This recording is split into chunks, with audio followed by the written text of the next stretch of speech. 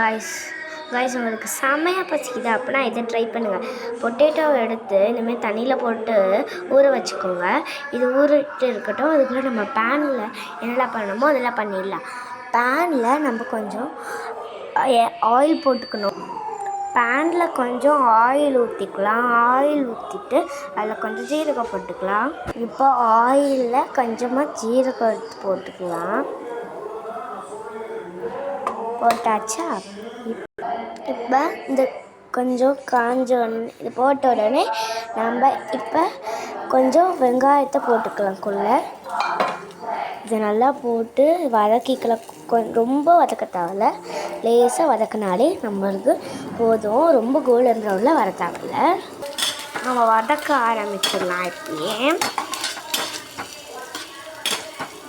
நல்லா வதங்கட்டும். இது நம்ம நல்லா வதக்கிக்கலாம். ரொம்பலாம் வதக்க தேவையில்ல, லேசாக வந்து ஒரு லேசாக ஒரு ப்ரௌன் எல்லாம் ஒரு எல்லோ கலர் சேஞ்ச் ஆகணும்னு லேசாக வதக்கிக்கலாம்.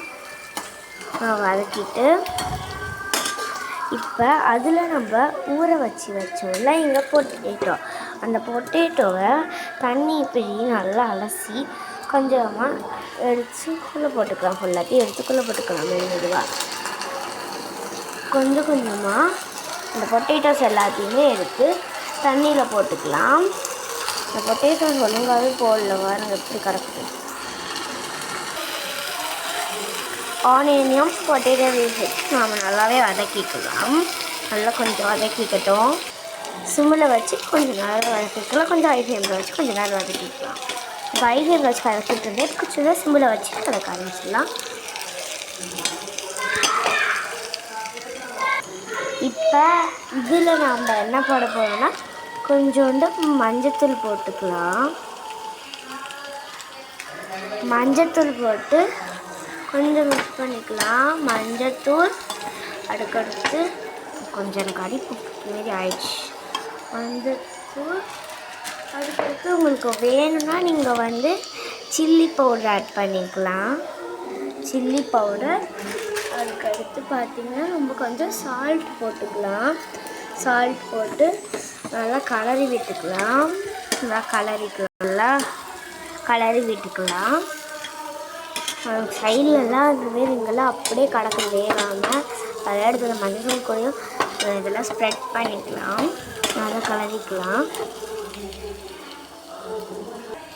இப்போ இதை நம்ம ஆஃப் பண்ணி கொஞ்சம் நேரம் அப்படியே ஊற வச்சிடலாம். இப்போ நம்ம ஒரு பவுலில் நம்ம 3 முட்டையை உடச்சி ஊற்றிக்கலாம்.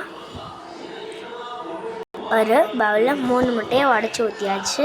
இப்போ இதில் நம்ம கொஞ்சம் கொத்தமல்லி போட்டுக்கலாம். இப்போ இது கூடயே நாம் இதில் கொஞ்சம் வந்து ஒரு மிளகா வந்து அரிஞ்சு வச்சுருக்கேன், அதை போட்டுக்கலாம். இப்போ நம்ம இதில் கொஞ்சோண்டு சில்லி பவுட்ரு கொஞ்சம் போட்டால் போதும், போட்டுக்கலாம். இப்போ நம்ம இதை வந்து நல்லா மிக்ஸ் பண்ணிக்கலாம். மிக்ஸ் இப்போ நம்ம இதை நல்லா மிக்ஸ் பண்ணியாச்சு. இப்போ மிக்ஸ் பண்ணிவிட்டு நாம் இங்கே செஞ்சு வச்ச பொட்டேட்டோவை எல்லாத்தையுமே இதில் நம்ம ட்ரான்ஸ்ஃபர் பண்ணிக்கலாம். நாம் ட்ரான்ஸ்ஃபர் பண்ணியாச்சு. இப்போ இதை நல்லா மிக்ஸ் பண்ணிக்கலாம். இதை அப்படியே சாப்பிட முடியாது, அதனால் இதை நம்ம தோசைக்கல்லில் போட்டு ஒரு ஃப்ரை பண்ணிக்கலாம். கல்லில் கொஞ்சம் எண்ணெய் ஊற்றிக்கலாம்.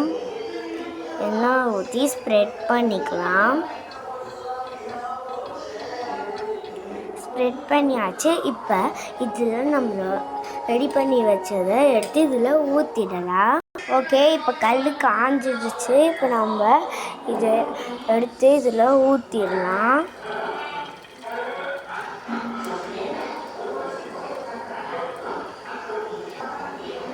நம்ம நல்லா தோசைக்கல் ஃபுல்லாக ஸ்ப்ரெட் பண்ணிவிட்டு கொஞ்சம் இதில் எண்ணெயை போட்டுக்கலாம்.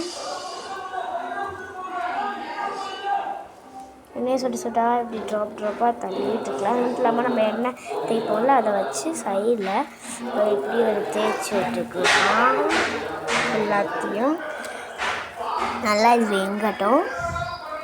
இப்போ நாம் இதை திருப்பி போட்டுக்கலாம்.